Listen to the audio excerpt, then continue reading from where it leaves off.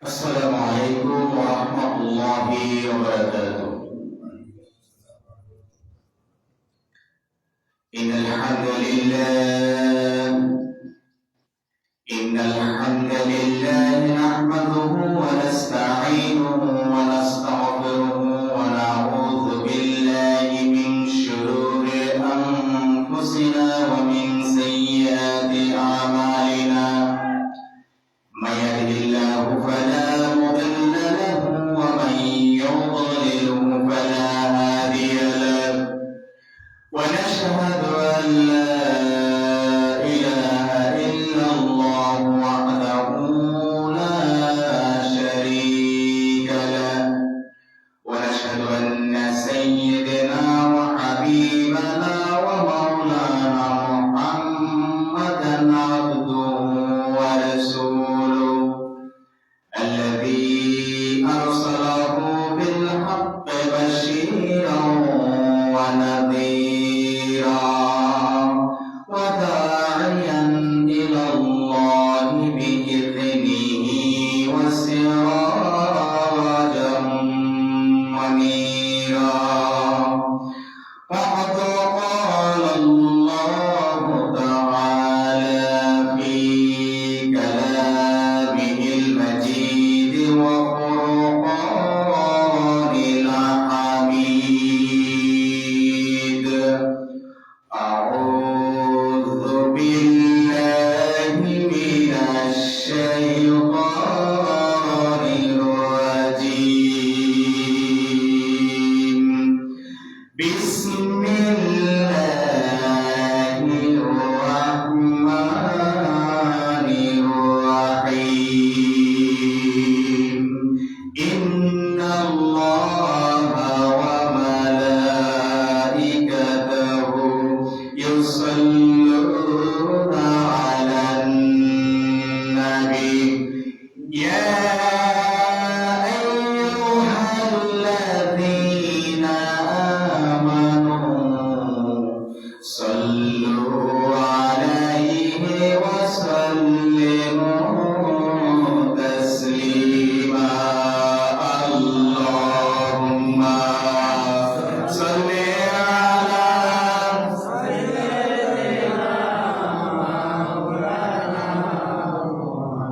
وعلى آل سيدنا مولانا محمد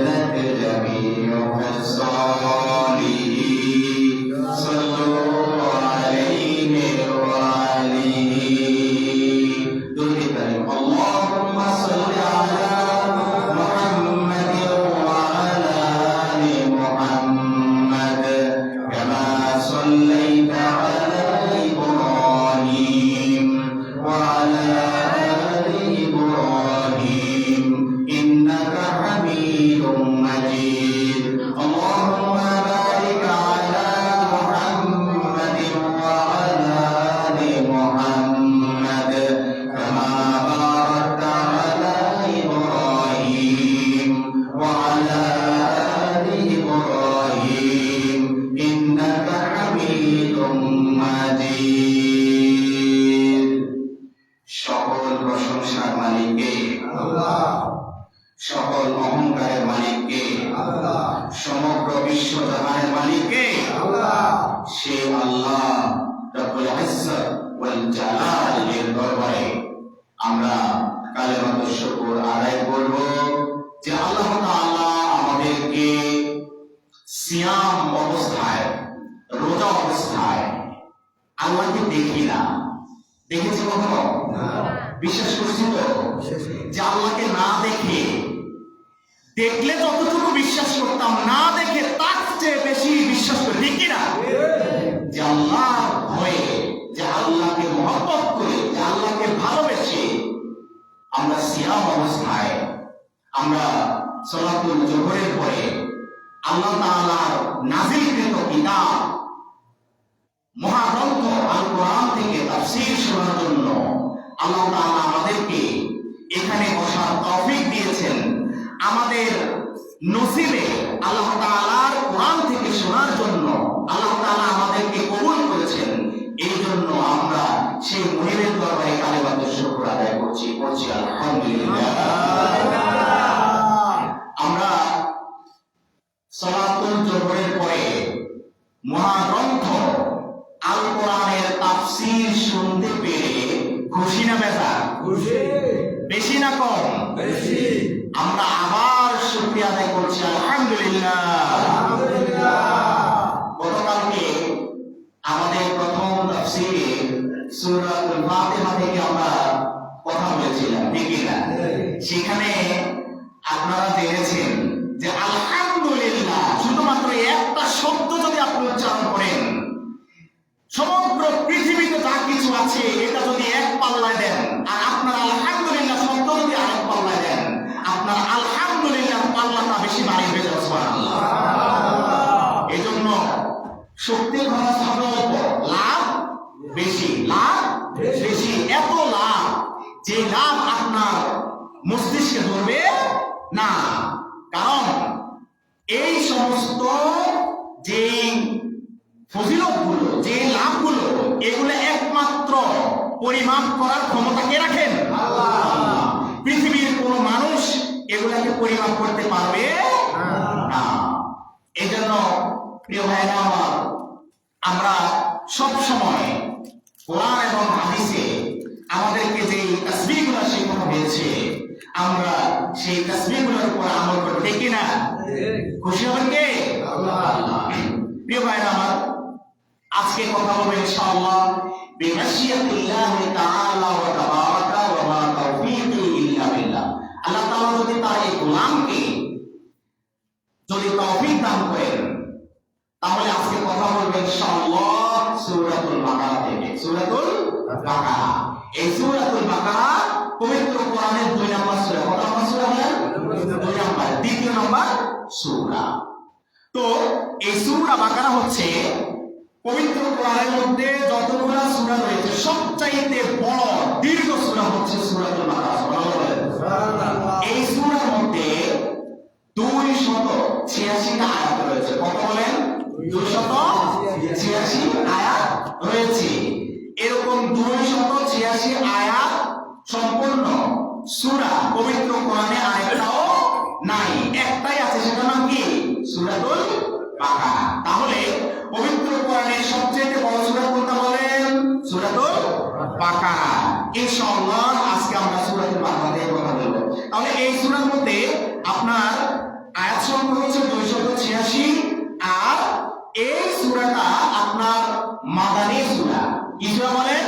মাদানী সূরা। এই সূরার বেশিরভাগ আয়াত নাযিল হয়েছে নবী করিম সাল্লাল্লাহু আলাইহি ওয়াসাল্লামের মদিনার জীবনে। কোন জীবনে? মদিনার জীবনে। মদিনার জীবন কখন থেকে শুরু হয়েছে জানেন? মদিনার জীবন শুরু হয়েছে নবী করিম সাল্লাল্লাহু আলাইহি ওয়াসাল্লাম যখন মক্কা থেকে হিজরত করে মদিনায় গিয়েছেন, সেই দিন থেকে নবী করিম সাল্লাল্লাহু আলাইহি ওয়াসাল্লামের মাদানী জীবন কি শুরু, ঠিক কি না? এই সূরা বেশিরভাগ আয়াত হচ্ছে বিভিন্ন হুকুম আহকাম সম্বলিত। কি সম্বলিত বলে? বিভিন্ন হুকুম আহকাম সম্বলিত, বিভিন্ন ধরনের হুকুম আহকাম সম্বলিত এই সূরার বেশিরভাগ আয়াত। তবে এই সূরার বিক্ষিপ্ত কিছু আয়াত আল্লাহ তাআলা মাক্কি কি জীবনে অবতীর্ণ করেছেন নবী করিম সাল্লাল্লাহু আলাইহি ওয়াসাল্লামের উপরে। এবং এখানে মাদানী সূরার অন্যতম একটা বৈশিষ্ট্য হচ্ছে মাদানী সূরার মধ্যে বেশিরভাগ হুকুম আহকাম সম্পর্কিত। কি সম্পর্কিত? হুকুম আহকাম, শরীয়তের হুকুম আহকাম সম্পর্কিত বিধিবিধান মূলক বেশিরভাগ আয়াত হচ্ছে মাদানী সূরা, ঠিক না? আর ইসলাম কিভাবে প্রচার করবে, দ্বীনের দাওয়াত কিভাবে দিবে, এগুলো এই সংক্রান্ত আয়াতগুলো হচ্ছে বেশিরভাগ মাক্কি সূরার মধ্যে। সুবহানাল্লাহ। তাহলে মাক্কি সূরার বৈশিষ্ট্য আর মাদানী সূরার বৈশিষ্ট্য আমরা কি জানতে পারলাম। তাহলে সূরাতুল বাকারা এটা মাক্কি সূরা না মাদানী সূরা? মাদানী সূরা। কোন সূরা বলে? মাদানী সূরা। অর্থাৎ নবী করিম সাল্লাল্লাহু আলাইহি ওয়াসাল্লাম যখন মদিনায় অবস্থান করেছেন, কোথায় অবস্থান করেছেন? মদিনায় অবস্থান করেছেন, তখন এই সূরা কি হয়েছে? নাযিল হয়েছে। তবে একত্রে নাযিল হয় নাই, ধাপে ধাপে প্রয়োজনের আলোকে আয়াত আল্লাহ তাআলা যখন যেখানে নবী করিম সাল্লাল্লাহু আলাইহি ওয়াসাল্লাম সমস্যায় পড়েছেন, যেখানে নবী করিম সাল্লাল্লাহু আলাইহি ওয়াসাল্লাম একটু বিড়ম্বনায় পড়েছেন, সাথে সাথে আল্লাহ তাআলা আয়াত নাযিল করে দিয়ে জিবরাইল আমিনকে পাঠিয়ে দিয়ে আল্লাহ নবী সাল্লাল্লাহু আলাইহি ওয়াসাল্লামকে তিনি সাহায্য করেছেন। সুবহানাল্লাহ। তাহলে এই সূরাতুল বাকারা মাদানী সূরা। তাহলে আয়াত সংখ্যা কত বলেছে বলেন? 286। কত বলেন? 286 আয়াত আমরা বলেছি। আচ্ছা, এরপরে আসেন এই সূরার মধ্যে আপনার 100 আয়াত রয়েছে, 1000 আপনার এই আদেশ রয়েছে, 1000 মানে আদেশ এবং 1000 নিষেধ, 1000 হিকমত এবং 1000 বিভিন্ন সংবাদ এবং কাহিনী রয়েছে। সুবহানাল্লাহ বলেন। মানে এই সূরা বিভিন্ন ঘটনাবহুল, বিভিন্ন তাৎপর্য, বিভিন্ন আদেশ নিষেধ হুকুম হাকাম সম্পর্কিত সূরা। আচ্ছা, এরপর আসেন এই সূরার কিছু ফজিলত জেনে নেন, তারপরে আমরা সরাসরি আয়াতের তাফসীরে ইনশাআল্লাহ ঢুকে যাব। এই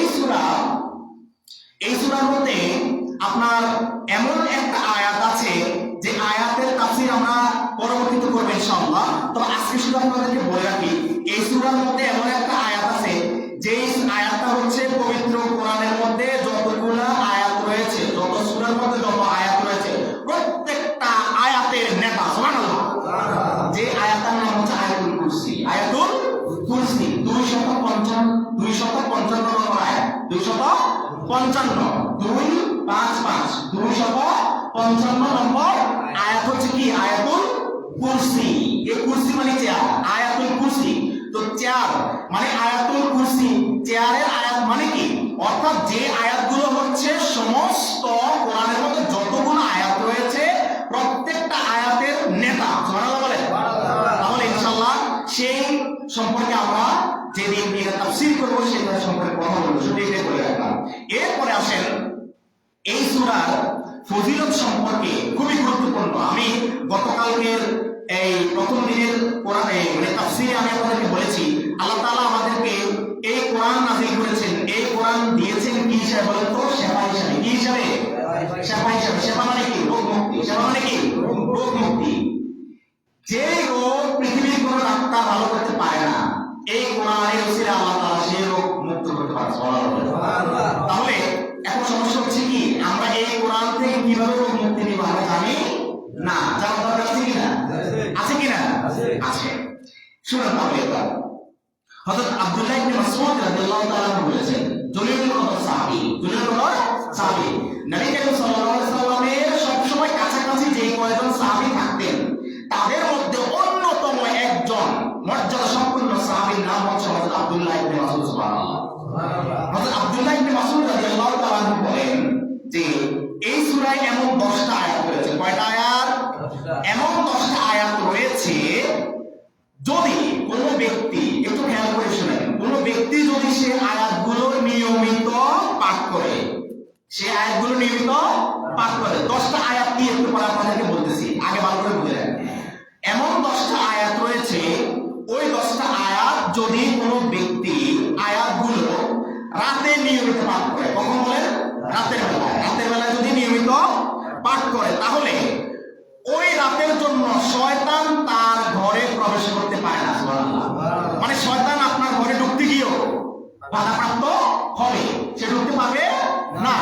সে ঢুকতে না পারলে আপনাকে ধোঁকা দিতে পারবে না।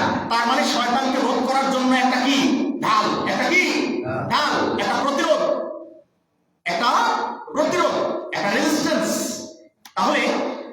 আপনি রাত্রিবেলা ওই 10টা আয়াত পড়েন তাহলে ওই রাত্রে শয়তান আপনার ঘরে প্রবেশ করতে পারবে না। এরপরে আসেন, এবং সে রাত্রের জন্য সকল বিপদ আপদ মুসিবত এবং রোগ বালাই যা আছে, দুশ্চিন্তা যা আছে, এই সবগুলা থেকে আল্লাহ তাআলা আপনাকে নিরাপদ রাখেন। সুবহানাল্লাহ। তার মানে ওই রাতের জন্য আপনি পুরা নিরাপদ, পুরা নিরাপদ। তার মানে এখান থেকে বোঝা যায় ওই রাত্রে কোন শয়তান তো আছে, শয়তান তো আপনি দেখেন না। দুনিয়াতে মানুষ শুধু যে শয়তানগুলো আছে যেগুলো চুরি ডাকাতি করে, ওর তোর টাকা তো আপনার ঘরে প্রবেশ করতে পারবে না। সুবহানাল্লাহ। তার মানে এখানে নিরাপত্তা কিনা, নিরাপত্তা, বিশাল একটা নিরাপত্তা। এরপরে আসেন, এরপরে একটা আরো বেশি দরকার, শুনেন এরপরে একটা কি।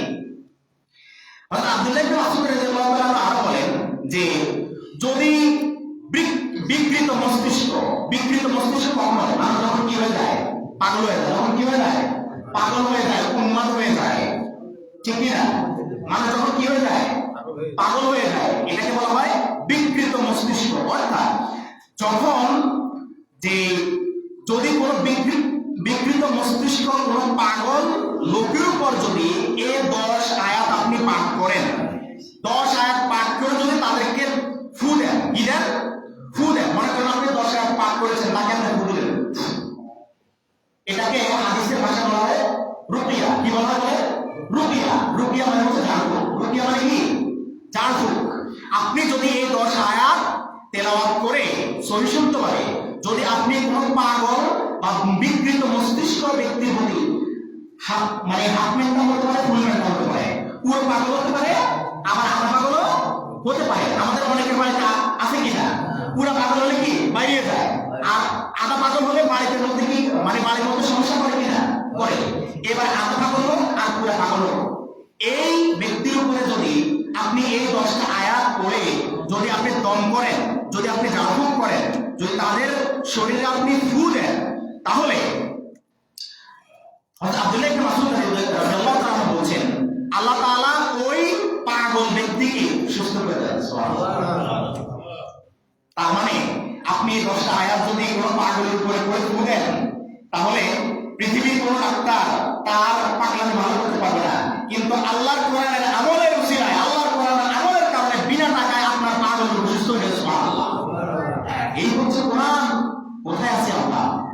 এত নিয়ামত, এত মানে মহাগ্রন্থ আল কোরআন, এত নিয়ামত পূর্ণ একটা কিতাব আমরা পেয়েছি, কিন্তু আজকে আমরা সেই কিতাব পেয়েও আমরা কি খোঁজখবর রাখি না, গাফিল হয়ে গেছি। কোরআনের মজমা, কোরআনের মজলিস, কোরআনের তাফসীর হচ্ছে, এটা শুনলে আমাদের মনে যদি, আমাদের হৃদয়ে যদি কোরআনের মহব্বত থাকতো, আমরা সবাই কে কার আগে গিয়ে বসে যেতে পারবো, এটার প্রতিযোগিতা সৃষ্টি হতো, ঠিক কিনা বলেন? কিন্তু আজকে আমাদের অন্তরের মধ্যে আসলে মোহরান্বিত হয়ে গেছে। এই সূরা বাকারার কিছু আমরা যখন তাফসীর শুরু করবো তখনই জানতে পারবেন কেন আমাদের আজকে এই মন মানসিকতা সৃষ্টি হচ্ছে না। আল্লাহ তাআলা কোরআনে বলছে, সেটা ইনশাআল্লাহ আমি যাচ্ছি আপনাদের সামনে বসে বসে আপনাদেরকে ভাষ্যকার করবো, কিন্তু কথা কার? আল্লাহ। আল্লাহ। কথা কার? আল্লাহ। আল্লাহ। কোনো সন্দেহ আছে? মুআজ্জাজ ভাইরা আমার, তাহলে এই 10 আয়াতটা কি এবার জানেন। 10 আয়াত হচ্ছে, ভালো করে খেয়াল করে শুনেন, এই 10 আয়াত হচ্ছে প্রথম 4 আয়াত, প্রথম 4 আয়াত, প্রথম 1 থেকে 4 আয়াত, 1 থেকে 4। এরপর হচ্ছে 255 নম্বর থেকে 257 নম্বর আয়াত, এখানে গেল 3 আয়াত, এর মোট আয়াত হলো 7 আয়াত, এর মোট আয়াত হলো 7 আয়াত। এরপর হচ্ছে 284 নম্বর থেকে 286 নম্বর আয়াত, এগুলো কত আয়াত? 3 আয়াত।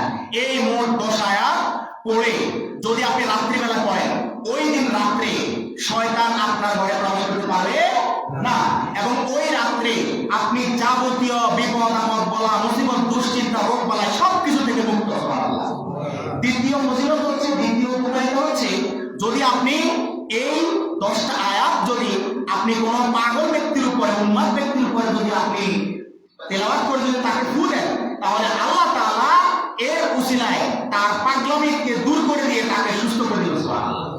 তাহলে আবার একটু খেয়াল করে শুনেন, আয়াত হচ্ছে 1 থেকে 4 আয়াত, 1 থেকে প্রথম 1 থেকে 4 আয়াত, দ্বিতীয়ত 255, 256, 257, এমন কত আয়াত আছে? 7 আয়াত। এরপর হচ্ছে 284, 285 এবং সর্বশেষ আয়াত 286 নম্বর আয়াত। এই 10টা আয়াত যদি আপনি এভাবে আমল করতে পারেন তাহলে এই ফজিলতগুলো আপনি পাবেন ইনশাআল্লাহ। প্রিয় ভাই আমার, আসুন এবার আমরা আমাদের মূল যে তাফসীর, এই তাফসীরে ফিরে যাই। প্রথমে আমরা সূরাতুল বাকারা আমরা যে কিছু ফজিলত রয়েছে আমরা এই সম্পর্কে জানলাম। তো আসুন তাফসীরের শুরুতেই সর্বপ্রথম আমাদের জন্য যে জিনিসটা দরকার, ফাস্তাইজ বিল্লাহি মিনাশ শাইতানির রাজিম। শয়তান একটা আমাদের পিছনে আছে তো নাকি? শয়তানের থেকে পানাহ চাওয়ার জন্য কে বলেছেন? আল্লাহ বলেছেন। আল্লাহ বলেছেন ফাস্তাইজ বিল্লাহি মিনাশ শাইতানির রাজিম। হে আমার বান্দারা, তোমরা যখন কোরআন পড়া শুরু করবে এর আগে তোমরা বিতাড়িত মারদুদ শয়তানের প্ররোচনা থেকে আমি আল্লাহর কাছে আশ্রয় চাই। সুবহানাল্লাহ। আসুন আল্লাহ তাআলার নির্দেশনা মোতাবেক আমরা বিতাড়িত মারদুদ শয়তানের ওয়াসওয়াসা থেকে পানাহ চেয়ে নিয়ে আমরা যথারীতি আমাদের পবিত্র কোরআনের তাফসীর আমরা শুরু করে দিই। সবাই আমার সাথে পড়েন। আউযু বিল্লাহি মিনাশ শাইতানির রাজিম। বিসমিল্লাহির রাহমানির রাহিম। আলিফ লাম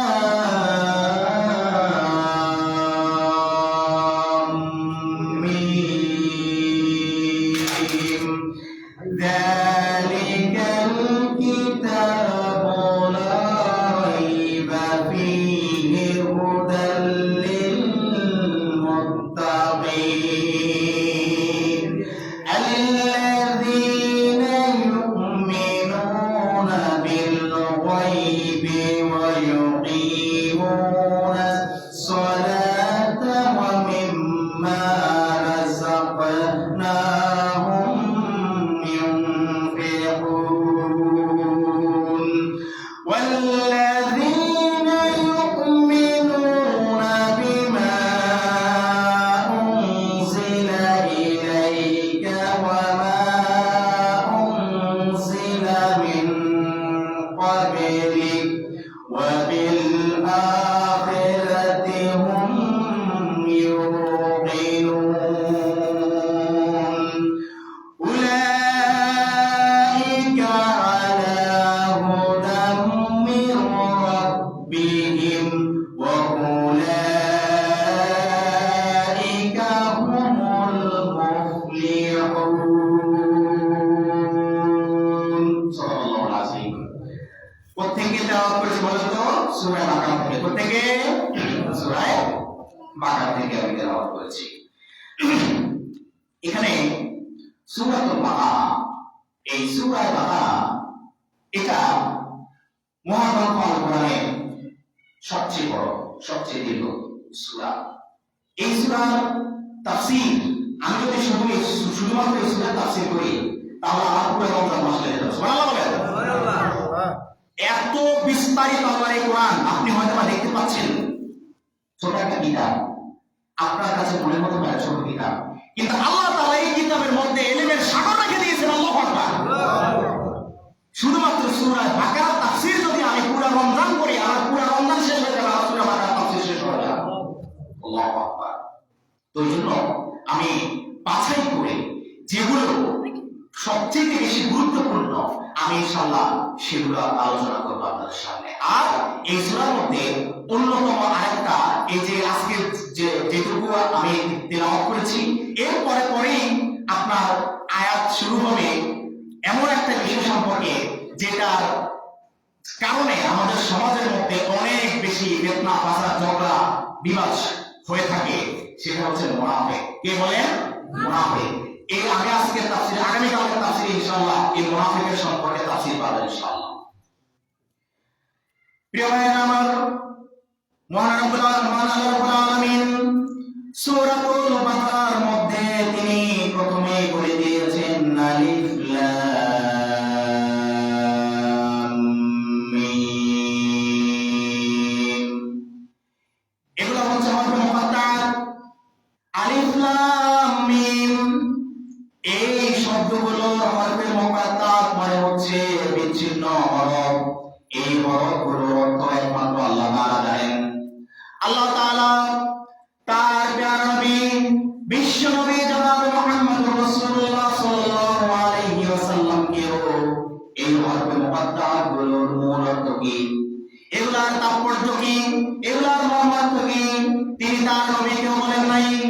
এই জন্য তাফসীরের মধ্যে রয়েছে আলিফ লাম মিম হামিম ইয়াসিন এরকম যতগুলো হরফে মুকাদ্দারাত রয়েছে, এই আমার বান্দারা এই হরফে মুকাদ্দারাতগুলো নিয়ে তোমরা বেশি বাড়াবাড়ি করিও না, এগুলার বেশি এর বেশি তোমরা এই সম্পর্কে গবেষণা করার চেষ্টা করিও না।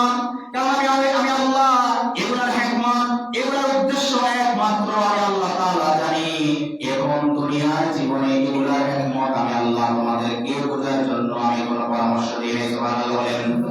আলিফ লাম মিম এই হরফে মুকাদ্দারাতগুলো এগুলোর অর্থ যেমনিভাবে আছে আলিফ লাম মিম এভাবেই করে চলে যেতে হবে, অর্থাৎ উদ্দেশ্য রাখতে হবে আলিফ লাম মিম এর মূল অর্থ কি, মূল উদ্দেশ্য কি, মূল মর্মার্থ কি এগুলো জানে কে?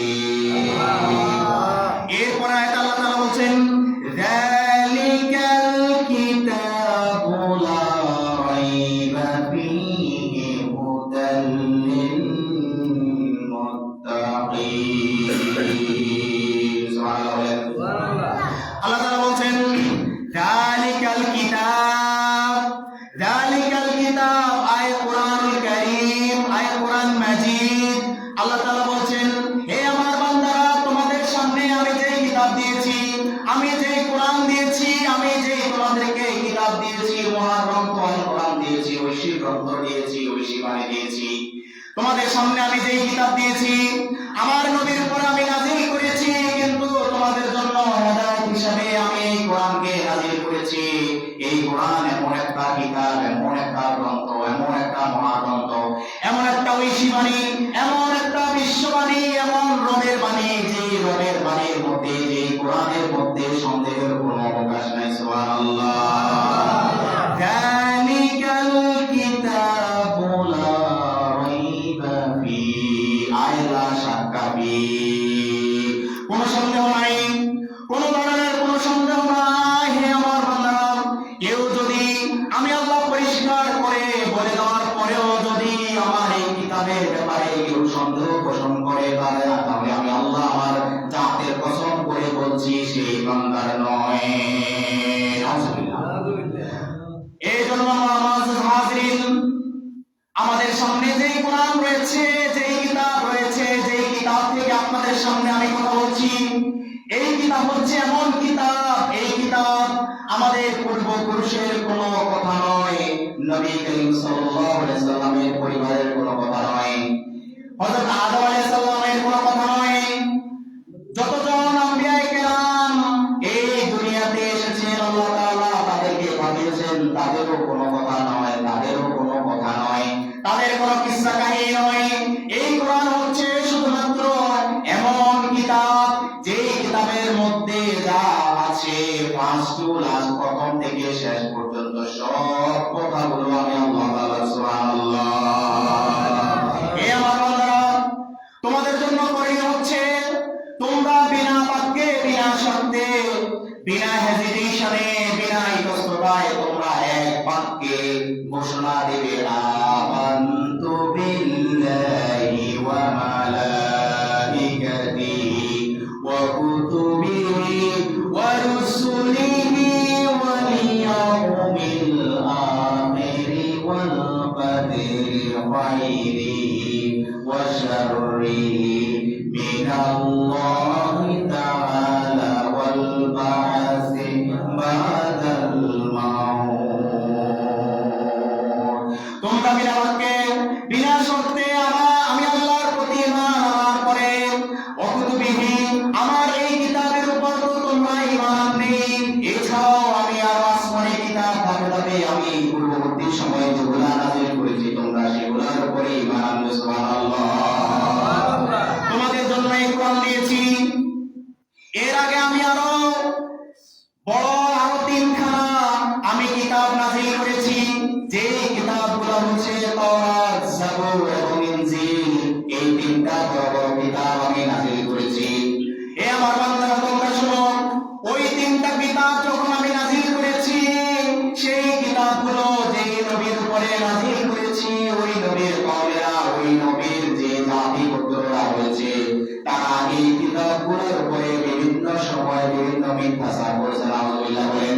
তারা ওই কিতাবগুলোকে ওই কিতাবের আসল রূপে রাখে নাই, ওই কিতাবের মধ্যে তারা নিজেদের খামখেয়ালি মতামত ঢুকিয়েছে। নাউযুবিল্লাহ। কিন্তু আমার বান্দারা শুনে রাখো, তোমাদেরকে আমি আল্লাহ এমন কিতাব দিয়েছি, এমন কোরআন দিয়েছি, যেই কোরআনের মধ্যে বিন্দুমাত্র কোনো সন্দেহ নাই।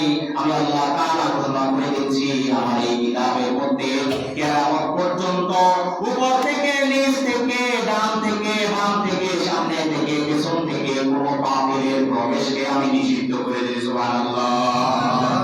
সুতরাং তোমরা এক বাক্যে আমার এই কোরআনকে স্বীকার করে নেবে, এই কোরআনের যাবতীয় যত বিধানগুলো রয়েছে এই বিধানগুলোকে তোমরা মানবে, এই বিধানগুলোকে তোমরা অনুসরণ করবে। এই কিতাব এমন একটা কিতাব যে কোরআনের মধ্যে কোনো সন্দেহ নাই।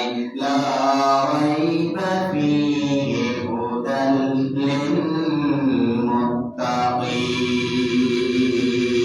সুবহানাল্লাহ। হে আমার বান্দারা, এই কোরআনের মধ্যে তো কোনো সন্দেহ নাই, এটা আমি তোমাদেরকে 100% গ্যারান্টি দিচ্ছি। এই কোরআনের মধ্যে একটা শব্দ, একটা হরফ, একটা আয়াত, একটা রূকু, একটা পারাও কোনো সন্দেহ নাই। আল্লাহু আকবার। এই কোরআন হচ্ছে এমন কোরআন, এই কোরআন হচ্ছে এমন কিতাব, যে কিতাব আমি আল্লাহ তাআলার পক্ষ থেকে যেইভাবে তোমাদের কাছে দুনিয়াতে এসেছে কিয়ামত পর্যন্ত এই কোরআন আমি সেই রকম কথা রাখবো। সুবহানাল্লাহ। এই কোরআনের কোন গাদ্দার, কোন বেঈমান, কোন নাফরমান, কোন গোমরাহি যদি এই কোরআনের ভিতরে ঢোকার চেষ্টা করে, তাহলে তোমরা কোনো দুশ্চিন্তা করার কোনো কারণ নাই। দুনিয়ার বুকে তারা আমার এই কিতাবকে যদি বিকৃত করার চেষ্টা করে, তাহলে এই কিতাবের যে মূল কপি, এই কিতাবের মূল মাস্টারপিস যেটা আছে, মাস্টার কপি যেটা রয়েছে, ওই মাস্টারপিস পর্যন্ত বিকৃত করার জন্য পৃথিবীর কোনো মানুষ সেখানে পৌঁছাতে পারবে না। সুবহানাল্লাহ। আল্লাহ তাআলা বলেন, বাল হুয়া কুরআনুম মাজিদুন ফি লাওহিম মাহফুজ। সুবহানাল্লাহ। আল্লাহ তাআলা বলেন, হে আমার বান্দারা, এটার গ্যারান্টি কি? আমার কাছ থেকে শোনো। আমি আমার এই কোরআনে তোমাদেরকে জানিয়ে দিয়েছি, পৃথিবীর কোনো মানুষ যদি এই কোরআনকে বিকৃত করার চেষ্টা করে, এই কোরআনের কোনো হরফকে, এই কোরআনের কোনো আয়াতকে, এই কোরআনের কোনো রূপকে, এই কোরআনের কোনো বিধানকে বিকৃত করার চেষ্টা করে, তাহলে হয়তোবা কোনো ক্ষেত্রেও যদি তারা সফল হয়ে যায়, কিন্তু আমি আল্লাহ তাআলা এই কোরআনের মাস্টার কপিকে, মাস্টারপিসকে লাউহে মাহফুজের মধ্যে আমি সংরক্ষণ করে রেখেছি। সুবহানাল্লাহ। লাউহে মাহফুজ পর্যন্ত পৃথিবীর কোনো বিজ্ঞান, পৃথিবীর কোনো মানুষ, পৃথিবীর কোনো প্রযুক্তি সেই পর্যন্ত পৌঁছাতে পারবে না। আল্লাহু আকবার। সেই পর্যন্ত পৃথিবীর কোনো শক্তি, পৃথিবীর কোনো মানুষ, পৃথিবীর কোনো বিজ্ঞান সেই পর্যন্ত পৌঁছাতে পারবে না। কারণ আমার এই কিতাব, আমার এই কোরআন আমি লাউহে মাহফুজের মধ্যে আমি কিয়ামত পর্যন্ত আমি এটাকে সংরক্ষিত রাখবো। সুবহানাল্লাহ। সুতরাং হে আমার বান্দারা, বিচলিত হওয়ার কোনো কারণ নাই, দুশ্চিন্তা করার কোনো কারণ নাই। এই কিতাব তোমরা এখন যেমনি দেখেছো, আমার নবী করিম সাল্লাল্লাহু আলাইহি সাল্লামের উপরে আমি হুবহু এরকমই নাযিল করেছি। আর আমি আল্লাহ তোমাদেরকে গ্যারান্টি দিচ্ছি, এই কিতাব কিয়ামত পর্যন্ত এখন যেমনি ভাবে দেখতে পাচ্ছ, ঠিক তেমনি ভাবে এই কোরআন অক্ষত থাকবে। সুবহানাল্লাহ। যালিকাল কিতাবু লা রাইবা ফীহি হুদাল লিল মুত্তাকিন। এরপর আল্লাহ তাআলা বলছেন, আল্লাযীনা ইউমিনুনা বিল গায়বি ওয়া ইউকিমুনাস সালাতা ওয়া মিম্মা রাযাকনাহুম ইউনফিকুন। আল্লাহ তাআলা এর আগের আয়াতে কোরআনের স্বচ্ছতা সম্পর্কে, কোরআনের নির্ভরতা সম্পর্কে আমাদেরকে নিশ্চয়তা দেওয়ার পরে আল্লাহ তাআলা ওই আয়াতের শেষাংশে তিনি বলেছেন, হুদাল লিল মুত্তাকিন। হে আমার বান্দারা, হে আমার বান্দারা, তোমরা শোনো, এই কোরআন তো শতভাগ নিশ্চিত, এটা পিওর, এটা একদম পবিত্র গ্রন্থ, নিঃসন্দেহে। এরপরে এই কিতাব কি? শুনে রাখো, এই কিতাব তো নিঃসন্দেহে নির্ভর কিতাব। এরপরে এই কিতাব হচ্ছে মুত্তাকি যারা হচ্ছে এদের জন্য হেদায়েত স্বরূপ। সুবহানাল্লাহ। সুতরাং তোমাদের মধ্যে কারা রয়েছে যারা হেদায়েত প্রাপ্ত হতে চায়? তোমাদের মধ্যে কারা রয়েছে যারা সুপথ পেতে চায়, যারা সঠিক পথ পেতে চায়, যারা সিরাতুল মুস্তাকিম পেতে চায়, যারা জান্নাতের পথ পেতে চায়, যারা ইসলামের পথ পেতে চায়, তাদের জন্য এই কোরআন হচ্ছে হেদায়েত স্বরূপ। এই কোরআনের কাছে যে আসবে, এই কোরআনের তেলাওয়াত যে শুনবে, এই কোরআনের তাফসীর যে শুনবে, এই কোরআনের বিধানের উপরে যে আমল করবে, আমি আল্লাহ তাআলা ঘোষণা করছি আমি তাকে হেদায়েতের নিয়ামত আমি আল্লাহ দান করব। সুবহানাল্লাহ। সুতরাং আমরা এখানে আছি, কোরআনের তাফসীর শুনছি, এখানে বসে আছি। আমরা তো ইচ্ছা করলে অন্যান্য মানুষের মতো এখন বাসায় গিয়ে ঘুমাতে পারতাম, ঠিক কিনা বলেন? আমরা অন্য মানুষের মতো গিয়ে দোকানে বসে আড্ডা দিতে পারতাম, ঠিক কিনা বলেন? আমরা অন্য মানুষের মতো গিয়ে রাস্তাঘাটে এখানে সেখানে খাওয়া সময় পার করতে পারতাম, কিন্তু আল্লাহ তাআলা আমাদেরকে কবুল করেছেন বিধায় আমরা এখানে কোরআন শুনতে বলেছি, ঠিক কিনা বলেন?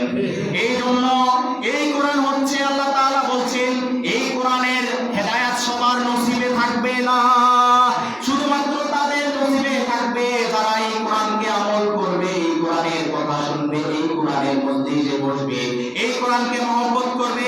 আমি আল্লাহ ঘোষণা দিচ্ছি এই কোরআন হচ্ছে হুদাল লিল মুত্তাকিন। তারাই হচ্ছে মুত্তাকিন, তারাই পরেজগার, তাদের মনে তাদের অন্তরে আমি আল্লাহর ভয় আছে, যার কারণে তারা আমার কোরআনের বাণী শুনতেছে, আমার কোরআনের তাফসীর শুনতেছে, আমার কোরআনের ব্যাখ্যা শুনতেছে এবং ব্যাখ্যা শুনে তারা নিজের জীবনে আমল করার চেষ্টা করছে। সুবহানাল্লাহ। যালিকাল কিতাবু লা রাইবা ফীহি হুদাল লিল মুত্তাকিন। সুতরাং আমরা এখানে উপস্থিত যারা রয়েছি, আমরা এখানে যারা উপস্থিত রয়েছি, আল্লাহর কোরআনের ঘোষণা অনুযায়ী, আল্লাহর কোরআনের ব্যাখ্যা অনুযায়ী, আল্লাহর কোরআনের আয়াতের ব্যাখ্যা অনুযায়ী আমরা সবাই মুত্তাকি। সুবহানাল্লাহ। আমরা কি মুত্তাকি? আলহামদুলিল্লাহ বলেন। মুত্তাকি হওয়া এত সহজ নয়, মুত্তাকি হওয়া এত সহজ নয়। যাদের তাকওয়া রয়েছে তাদেরকে মুত্তাকি বলা হয়। যাদের কি রয়েছে? তাকওয়া রয়েছে। তাকওয়া কি? তাকওয়া হচ্ছে আল্লাহর ভয়। তাকওয়া মানে কার ভয়? আল্লাহর ভয়। আমাদের মনে আল্লাহর ভয় আছে কিনা? আছে। আল্লাহর ভয় থাকার কারণে আমরা কি মুত্তাকি। আমরা কি মুত্তাকি। আর এই কোরআন আমাদের জন্য হেদায়েত স্বরূপ। সুবহানাল্লাহ। তাহলে হেদায়েত পেতে হলে কিসের কাছে আসতে হবে? কোরআনের কাছে আসতে হবে। কোরআনের কাছে আসছেন তো হেদায়েত পেয়ে গেছেন। সুবহানাল্লাহ। আর যারা কোরআন থেকে দূরে, তারা হেদায়েত পাবে? হেদায়েত পাবে? তাদের নসিবে, কপালে, কিসমত হেদায়েত আছে? নাই। তাদের কপালে হেদায়েত নাই। আলহামদুলিল্লাহ। আমরা এখানে যারা বসেছি, আল্লাহ তাআলা আমাদেরকে হেদায়েতের মধ্যে রেখেছেন বিদায়, মুত্তাকি হিসেবে কবুল করেছেন বিদায়, আল্লাহ তাআলা আমাদেরকে এখানে কবুল করেছেন। সুবহানাল্লাহ। এরপর আল্লাহ তাআলা বলেন আল্লাযীনা ইউমিনুনা বিল গায়বি ওয়া ইউকিমুনাস সালাতা ওয়া মিম্মা রাযাকনাহুম ইউনফিকুন। আল্লাহ তাআলা বলেন আল্লাযীনা ইউমিনুন, যারা ঈমান এনেছে, যারা বিশ্বাস স্থাপন করেছে, যারা ঈমানদার, বিল গায়ব, যারা বিশ্বাস করেছে গায়বের প্রতি। গায়ব মানে হচ্ছে অদৃশ্য, যেই জিনিস দেখা যায় না, যেই জিনিস আমরা ছুঁতেও পারি না, দেখতেও পাই না, আমরা যেই জিনিসটাকে আমরা শুধুমাত্র কল্পনা করতে পারি, অনেক সময় আমাদের সেই ইন্দ্রিয় রাজ্য দ্বারা আমরা সেই জিনিসটাকে অভিজ্ঞতায় নেওয়া আমাদের জন্য এটা অসম্ভব নয়, আমরা এই ক্ষেত্রে অক্ষম। এই গায়েব হচ্ছে কে? এই গায়েব হচ্ছে আল্লাহ তাআলা। আমরা আল্লাহ তাআলাকে দেখি কিনা? দেখি কিনা? বিশ্বাস করি তো? আল্লাহ তাআলাকে আমরা দেখি না, কিন্তু আল্লাহ তাআলাকে আমরা বিশ্বাস করি। সবচেয়ে বড় বিশ্বাস হচ্ছে এটা। এই হচ্ছে গায়েব। আল্লাযীনা ইউমিনুনা বিল গায়ব। গায়েব মানে অদৃশ্য। আল্লাহ তাআলা কি? অদৃশ্য। আল্লাহ তাআলা কি? অদৃশ্য। ওনাকে আমরা দেখতে পাই? দেখতে পাই কিনা? কিন্তু দেখতে পাই না, বিশ্বাস করি তো? আলহামদুলিল্লাহ বলেন। আল্লাহ তাআলা বলেন আল্লাযীনা ইউমিনুনা বিল গায়ব, যারা অদৃশ্যের প্রতি বিশ্বাস স্থাপন করে। অদৃশ্য হচ্ছে, গায়েব হচ্ছে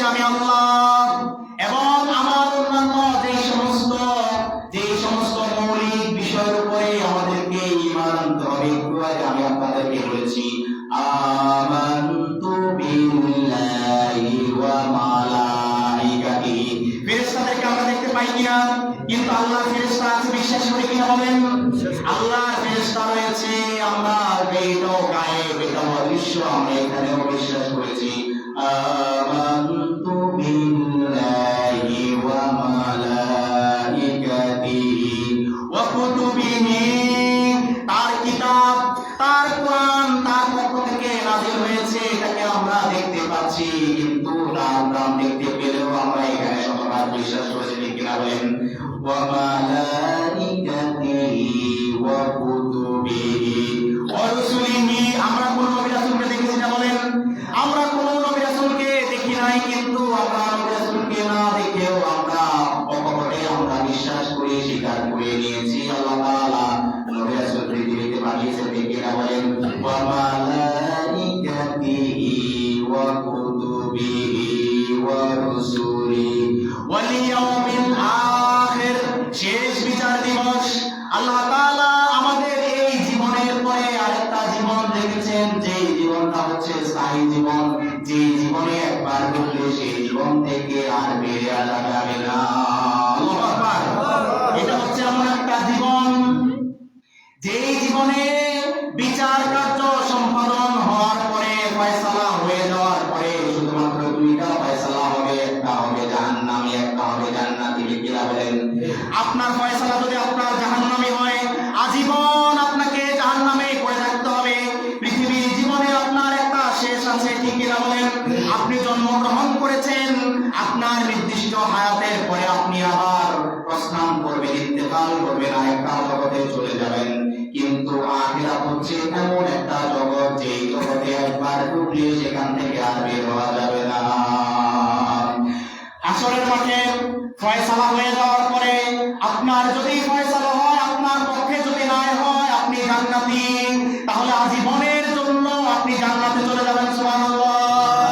ওই জান্নাত থেকে আপনাকে আর কেউ বের করতে পারবে না, কেউ কোনো ধরনের কোনো মাস্তানি করে, কোনো দুশমনি করে আপনাকে আল্লাহর জান্নাত থেকে বের করতে পারবে না।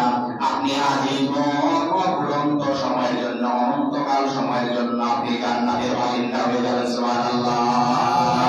কিন্তু আপনার যদি পোড়া কপাল হয়, আপনার যদি বদনসিব হয়, আপনার ফয়সালায়, আপনার বিচারে আল্লাহ তাআলা ওই দিন হাকিম হবেন, একমাত্র বিচারক হবেন। আল্লাহ তাআলার বিচারের রায়ে যদি আপনি জাহান্নামী হন, আল্লাহ তাআলার বিচারের রায়ে যদি আপনি জাহান্নামী হন, আপনি যদি দোজখী হন, তাহলে এমন কোন শক্তি নাই যে শক্তি আপনাকে জাহান্নাম থেকে বাঁচিয়ে জান্নাতে দিয়ে দিতে পারে।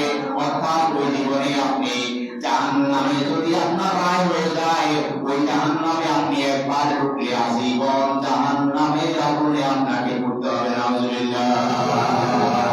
সুতরাং আমরা সেই দিবসকে, সেই আখিরাত দিবসকে, ওয়াল ইয়াউমিল আখির, সেই আখিরাত দিবস আছে, কিন্তু আমরা এখন প্র্যাকটিক্যাল জানি না, ঠিক কিনা বলেন? আল্লাহ তাআলা বলেছেন আখিরাত আছে, আল্লাহ তাআলার নবী আমাদেরকে হুঁশিয়ার করে দিয়ে গিয়েছেন আখিরাত আছে, তোমাদের বিচার হবে, তোমরা দুনিয়াতে যা কাজ কর্ম করেছো, ভালো করেছো সেটারও বিচার হবে, খারাপ করেছো তারও বিচার হবে, এবং ওই বিচার দিবস আছে।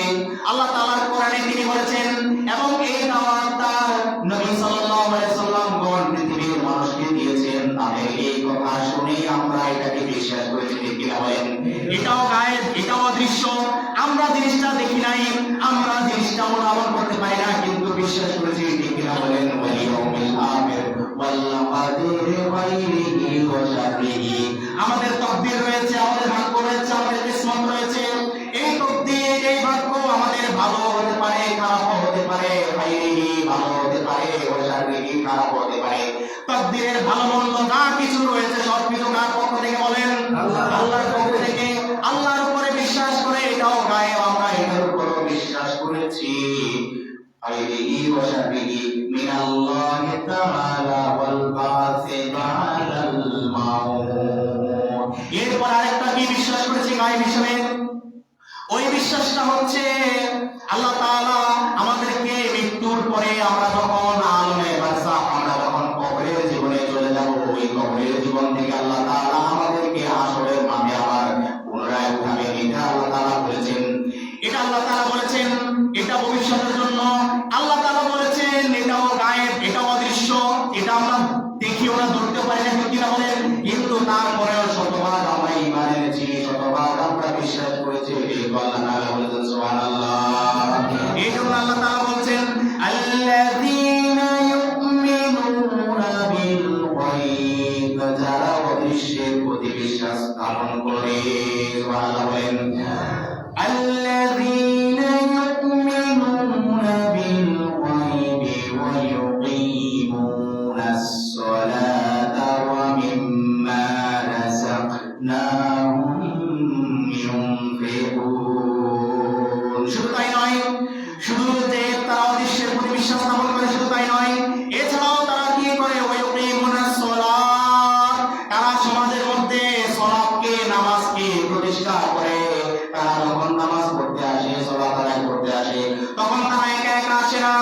তখন তারা প্রথমে তাদের পরিবারের সব সদস্যকে তারা দায়িত্ব দেয়, সব সদস্যকে তারা হুকুম করে, তারা অর্ডার করে, নামাজের সময় হয়েছে, তোমরা সবাই নামাজ পড়ো, কারণ আল্লাহ তাআলা একা একা আমি শুধুমাত্র নিজের জন্য নামাজ পড়াকে তিনি উৎসাহিত করেছেন।